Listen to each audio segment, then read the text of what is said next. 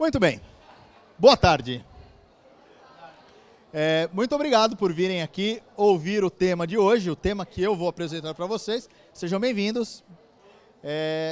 Nós vamos falar sobre culturas vencedoras, como o propósito engaja colaboradores, clientes e gera resultados.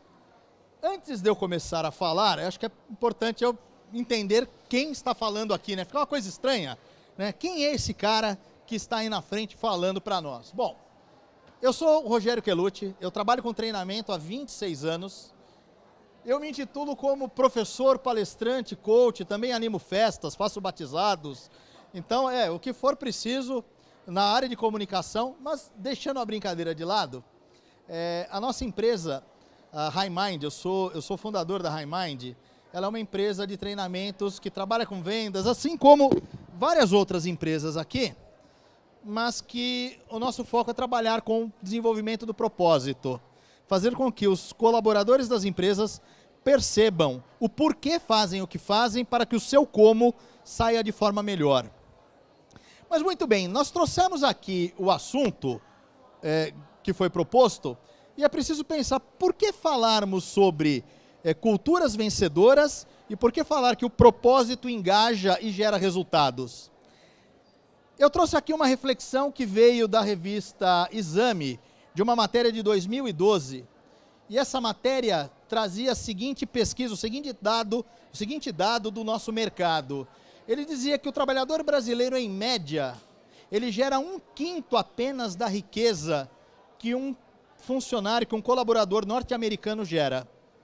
Então esse é um ponto de atenção para nós aqui no Brasil. O segundo ponto que a revista, e que eu destaquei aqui da revista, da matéria, mesmo com a jornada melhor, os alemães, eles conseguem ser 4 vezes mais produtivos do que o trabalhador brasileiro. É claro que a gente poderia abordar aqui inúmeros motivos que levam a essa situação.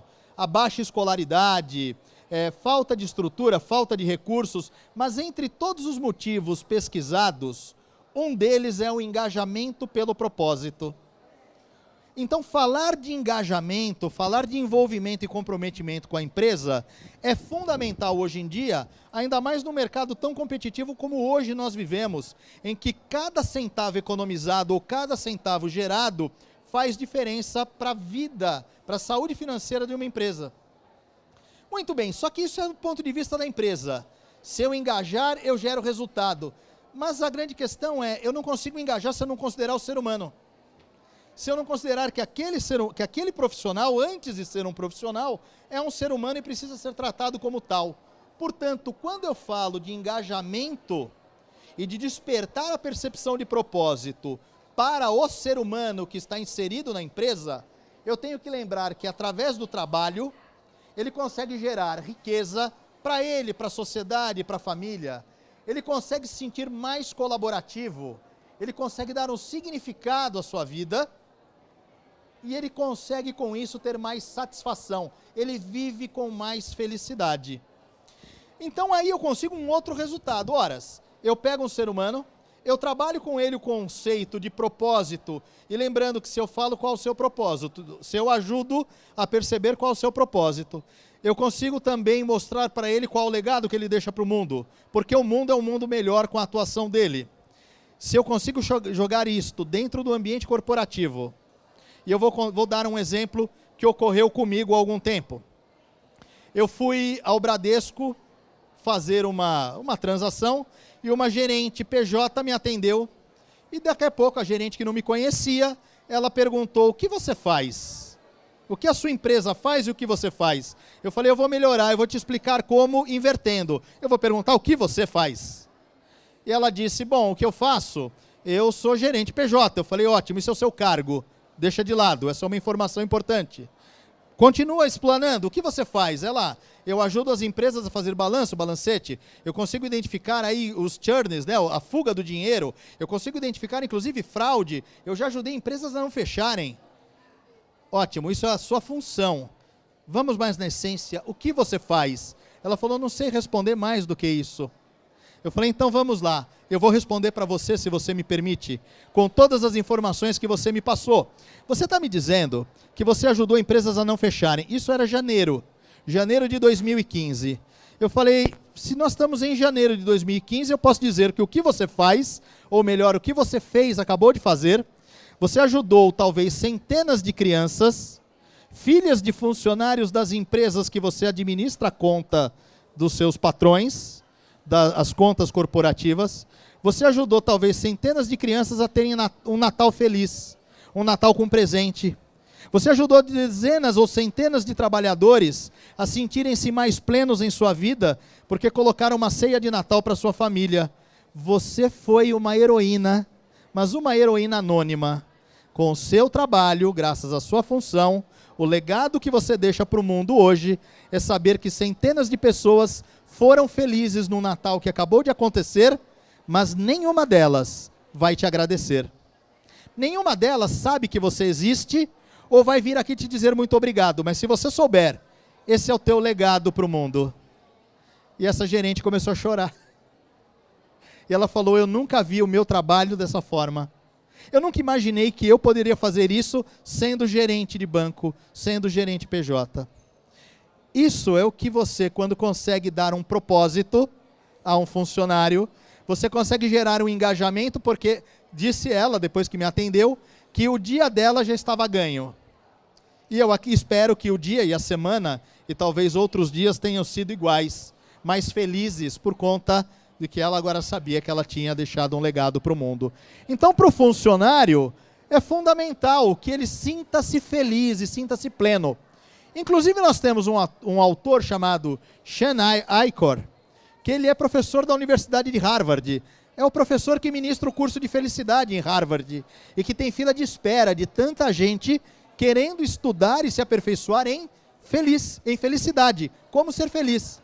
O professor que escreveu o livro O Jeito Harvard de Ser Feliz, ele diz o seguinte, qual é o valor da felicidade? Você não precisa ter sucesso para ser feliz, mas você precisa ser feliz para ter sucesso. Seja lá o que você julgue que é sucesso. Sucesso é um conceito abstrato, diferente para cada um de nós aqui. Sucesso pode ser se dar bem com os filhos, pode ser ganhar muito dinheiro, pode ser fazer fama, depende de cada um. Para você fazer sucesso, felicidade é uma condição necessária. Caso contrário, o sucesso não existe. Existe às vezes riqueza. A pessoa pode ser rica, mas não pode ser bem-sucedida. Existe fama, ela pode ser famosa, mas pode não ser bem-sucedida, porque não há felicidade incorporada àquilo que ela faz. Bom, se eu estou falando aqui da felicidade, eu também tenho que pensar, e aqueles que são desengajados, que geram baixa produtividade para a nossa empresa? E aí? Como é que eu identifico este funcionário? Como é que eu identifico esse colaborador? Alguns sintomas que a Emily Trulove fala, a professora do MIT, alguns dos sintomas que ela identifica, e aí para nós é muito fácil. Gente desengajada a gente percebe fácil. Mas a professora diz o seguinte, os sinais clássicos, letargia, indiferença, apatia, parece até aquela música do Titãs, né? O pulso ainda pulsa, né? Febre, difteria, né? Tosse, coqueluche, enfim. Baixo entusiasmo e um dos pontos que ela destaca, ausência do senso de propósito. É a pergunta, o que eu estou fazendo aqui? O funcionário que um dia olha para o lado e fala, peraí, o que eu estou fazendo aqui? Ele é a pessoa que menos vai contribuir com a sua empresa. Ele pode ser um ótimo técnico, ele pode ser um ótimo administrador, médico, financista, engenheiro, mas se ele não entender que o que ele faz gera um legado para o mundo, ele entrega apenas o intelecto, ele não põe a paixão e não põe a alma. Então o resultado é aquele da segunda tela que nós vimos. 4 vezes menos engajado, ou melhor, menos produtivo do que um alemão. 1/5 menos de riqueza, 1/5 da riqueza que um americano consegue gerar. Bom, eu gostaria de mostrar para vocês alguns exemplos de empresas que conseguem e conseguiram engajar graças a criar a percepção clara do propósito. E aqui, antes de falar disso, eu recomendo 2 autores para a gente começar a entender mais a fundo o conceito de propósito. O primeiro deles é o Napoleon Hill. O Napoleon Hill, talvez alguns aqui já tenham lido sobre ele, ou lido o livro dele, a pequena bíblia que ele tem. A versão americana tinha original tinha 1.128 páginas. Era pequeno o livro, né? O Napoleão Hill, ele depois de pesquisar e entrevistar milhares de pessoas, entre elas os 500 mais ricos dos Estados Unidos, ele formulou, com 20 anos de pesquisa, ele formulou as 16 leis do sucesso. Acreditem, isso ele formulou lá para o ano de 1920, que quando ele terminou a pesquisa dele, lá para 1925 mais ou menos. A primeira lei do sucesso é: tenha um propósito bem definido. A segunda lei do sucesso, que ele identificou que 95% das pessoas de sucesso nos Estados Unidos naquela época faziam era, além de ter um propósito bem definido, traga pessoas com propósito igual para perto. É o que ele chama de mente mestra. Tenha uma mente mestra. Pessoas unidas pelo mesmo ideal para trabalharem juntos pela mesma causa. Mas a interpretação do livro dele diz o seguinte: o propósito focado em si não é um propósito que engaja. O propósito que engaja é focado para fora, focado no outro, num grupo, numa comunidade, num local, aquele que você dá para os outros sem esperar em troca. Muito bem, nós vamos falar aqui de duas empresas. A literatura conta um monte de empresas e nos traz um monte de empresas que conseguem trabalhar com o propósito de forma plena. A gente tem aí a Apple, é um caso clássico, a Starbucks, a Disney, a Procter & Gamble, o exemplo das fraldas Pampers. Para quem aqui tem filho pequeno, saiba que cada fralda que você compra vai um percentual da fralda vendida para pagar vacinas na África para as crianças carentes da África. Então, isso faz parte do engajamento deles e do propósito que a empresa tem. Mas muito bem, nós não vamos falar dessas que a gente encontra no livro do Joy Heyman, chamado Propósito. A gente encontra no livro O Porquê, do Simon Sinek, as abordagens dessas empresas. Eu gostaria de falar de outras duas, Alcoa e Harley Davidson. A Alcoa, por conta de um caso que se encontra no livro O Poder do Hábito. Alguém leu O Poder do Hábito? Então sabem do que eu vou falar aqui. E a Harley Davidson também é abordada pelos outros, mas eu tenho prazer em dizer que em 2011, quando a Harley Davidson veio para o Brasil assumir a operação própria, antes ela era terceirizada, quando ela assumiu a operação, eu fui um dos responsáveis por aplicar treinamentos durante um ano para a força de vendas da Harley Davidson. E a Harley é um case de sucesso sobre como aplicar propósito junto aos seus colaboradores, junto aos seus clientes, para engajá-los na sua causa. Então eu vou falar brevemente desses dois casos. Para quem não conhece, esse senhor aqui, o Paul O'Neill, ele foi CEO da Alcoa, e ele que é o personagem central desse case que nós trazemos aqui. De 87 a 2000, ele foi CEO da Alcoa. Por 13 anos, ele liderou essa companhia, que é a principal produtora de alumínio no mundo. A Alcoa, quando ele assumiu, ela tinha um valor de mercado de 3 bilhões e ela conseguia gerar um lucro líquido de 200 milhões de dólares ao ano. Quando ele assumiu a Alcoa, foi feito aquilo que é feito com qualquer CEO de grandes corporações que tem capital aberto, as suas ações são vendidas na bolsa. São convidados os repórteres, os acionistas, para assistir o empossar do presidente, do CEO. E espera-se que ele fale mal do governo, que ele faça uma piada sobre si, que ele fale quanto ele vai cortar de gastos para melhorar o desempenho da empresa. E o senhor Paul O'Neill, quando assumiu, ele fez algo diferente. Ele começa o discurso dele dizendo: o nosso valor maior da empresa são os nossos colaboradores, os nossos funcionários. É inadmissível que mais um único funcionário nosso morra, deixando suas famílias órfãs, seus filhos órfãos, enquanto nós ganhamos dinheiro. A partir de agora, a nossa meta é zerar os acidentes de trabalho, porque nós queremos preservar os nossos funcionários. Foi um alvoroço naquele dia. A Bolsa de Valores indicou queda acentuada da Alcoa. Todo mundo achou que ali era um hippie maluco que queria acabar com a empresa. Onde já se viu dar foco no funcionário? O negócio é dar foco em custos, em produzir mais. Sabe o que ele fez naquele momento? Ele criou uma cultura de propósito, ou melhor, ele pegou um propósito e fez com que o propósito, preservar vidas, se incorporasse à cultura da empresa, transformando, da maneira que ele fez, e disseminando uma cultura que fortaleceu os laços do funcionário com a corporação. Para ter uma ideia, 13 anos depois, quando ele saiu da Alcoa, ao invés de ter valor de 3 bilhões, ela valia agora 27 bilhões e meio, quase 10 vezes mais. Ao invés de ter um lucro de 200 milhões, ela agora dava um lucro de quase 1 bilhão e meio de dólares, quase 8 vezes mais. E ele não fez nenhuma grande ação diferente do que eu estou falando. Ele simplesmente valorizou o ser humano. Ele disse, você é importante, sua família é importante. Só que é preciso lembrar uma coisa, propósito. A gente vê hoje algumas empresas escrevendo propósito, colocando em cima da missão, visão e valores. E coloca ali propósito. Propósito é o porquê. Por que você faz o que você faz? Só que o propósito ele não funciona pregado na parede. Ele funciona através de ações. Eu só consigo de fato disseminar o propósito se ele for top-down, de cima para baixo. É preciso que a direção da empresa acredite naquilo e faça com que seus atos passem a ser agora um reflexo daquilo que está na parede.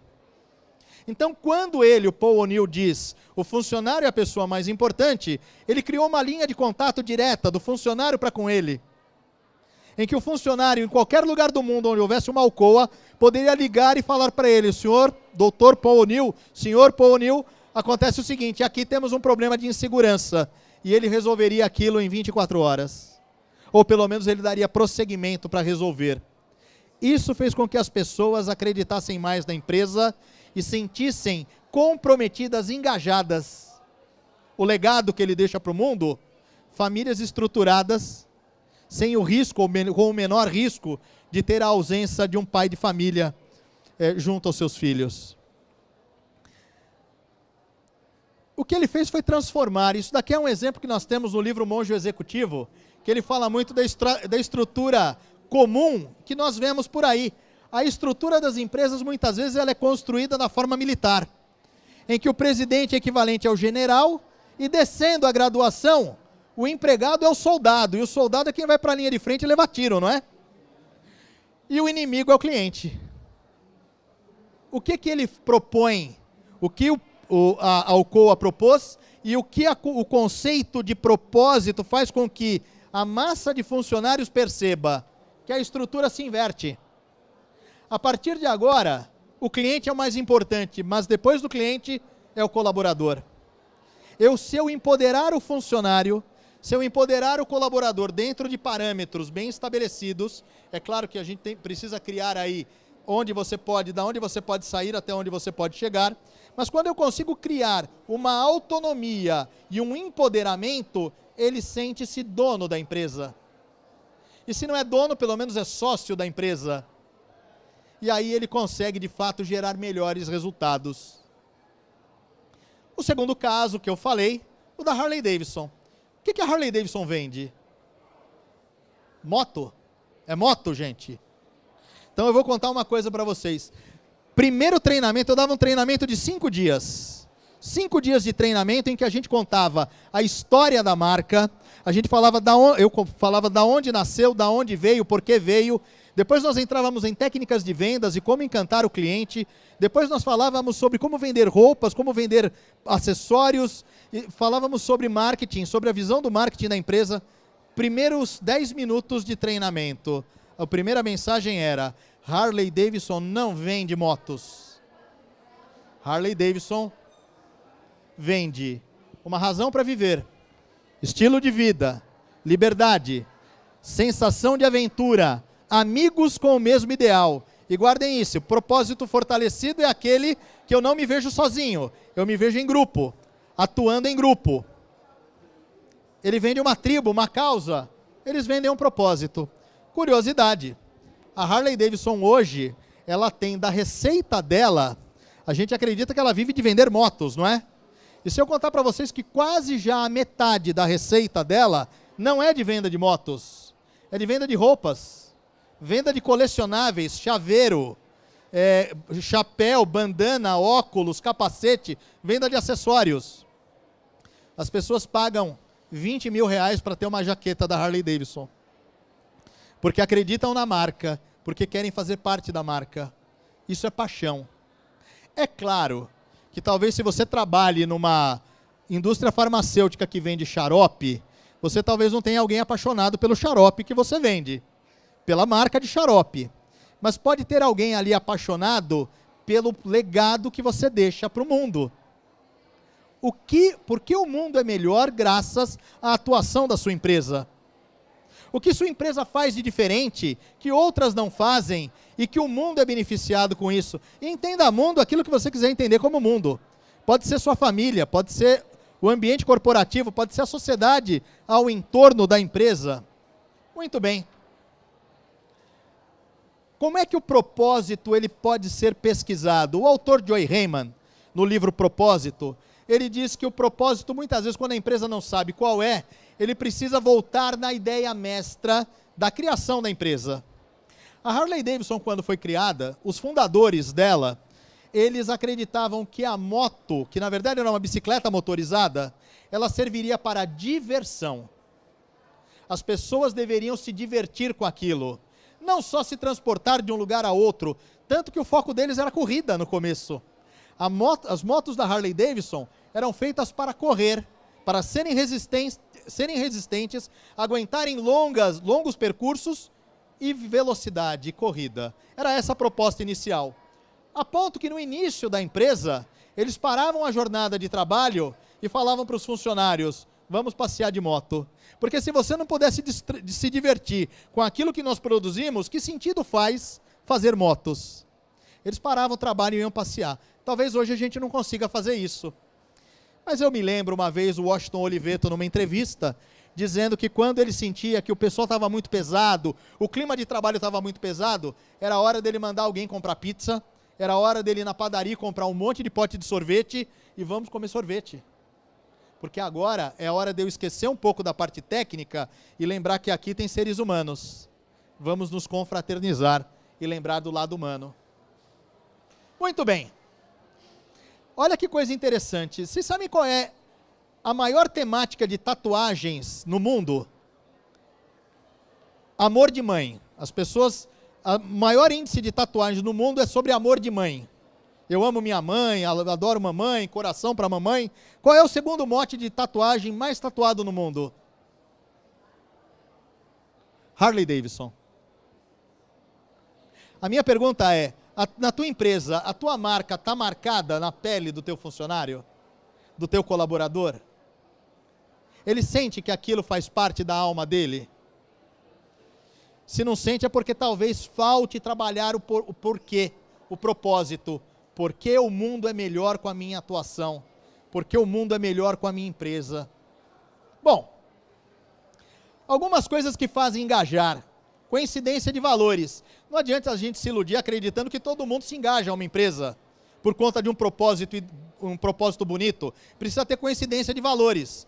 Tem gente que, por mais nobre que seja o propósito da empresa, não vai sentir conexão. Mas é para isso que serve o RH, né? Para a gente conseguir entender quem é a pessoa que nós estamos chamando para dentro da empresa. Diferenciação. Eu vou me sentir engajado quando eu sinto que aqui eu faço algo diferente. Tem uma diferença, tem algo, tem uma cereja no bolo que me faz aqui perceber que aqui nós fazemos melhor. E o fazer melhor também é conceitual. Cada um acha de um jeito o que é melhor para si. Senso de legado, deixar a sua marca. Todos aqui devem conhecer um ditado árabe que diz que quem planta tâmaras não colhe tâmaras. Porque as tamareiras, elas precisavam, no passado, de até 80 anos para dar as primeiras levas de frutos. Então, se eu como tâmaras hoje é porque alguém plantou sem a pretensão de colher, acreditando que aquele era o seu legado para o mundo. É preciso que o funcionário saiba que às vezes coisas que você faz, talvez sejam duras para você, sofridas, mas a pergunta é, alguém vai se beneficiar disso? Você consegue se encantar sabendo que alguém vai se beneficiar disso? Esse é o legado da empresa. Senso de pertencimento. Quando eu sinto que eu faço parte de algo grande, eu me sinto engrandecido. E aqui fica um recado. É por isso que nós vemos torcidas de futebol, às vezes, se juntando para promover brigas. Gangues de jovens se juntando, porque isso é da natureza humana. o ser humano precisa de um propósito. Quando ele não acha um bom, ele acha qualquer coisa. Sem desmerecer torcida de futebol, sem desmerecer grupos que se formam, mas o ser humano ele precisa sentir-se pertencente a um grupo. Nós temos instinto de manada. Isso é da biologia. Então, quando eu dou um propósito, eu falo, agregue-se a ele, engaje-se nele e veja qual é o legado. Se eu der um bom propósito, eu tenho mais pessoas seguindo esse bom propósito.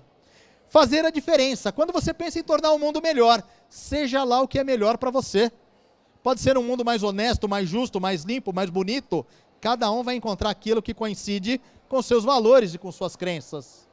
A Harley Davidson conseguiu fazer tudo isso.